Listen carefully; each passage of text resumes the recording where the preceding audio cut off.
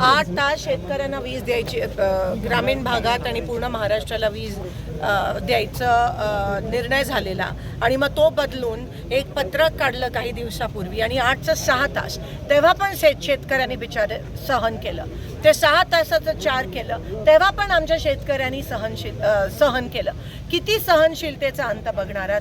काल 2 दिवसापासून फक्त 2 तास वीज त्या शेतकऱ्यांना त्या ठिकाणी भेटत आहे. सिंगल फेज नाहीच आहे, 3 फेज पण नाही आहे. 2 तास कसे बसे तरी, आणि ते पण कधी 4 ते 6 वेळ सांगितला जातो सकाळी 8:30चा. शेतकरी जातो, वीजच नसते. तुम्ही अजून किती शेतकऱ्याचा अंत बघणार आहात. किती म्हणजे सगळ्या गोष्टी तुम्ही खत महाग करून ठेवलंय, डिझेल बंद आहे, आता वीज बंद आहे, मग तुम्ही मारूनच टाका ना. काय चाललंय काय सरकारचं लक्षच नाही आहे. शेतकरी त्रस्त आहे. काही दिवसापूर्वी पण आम्ही आंदोलन केलेलं वीज आणि डिझेलचं, त्याच्याकडे पण लक्ष नाही. आज सगळेजण या ठिकाणी, मला 2 दिवस सगळेजण या ठिकाणी सांगतात, मी गावोगावी जाते की लाईटच टोटली बंद आहे.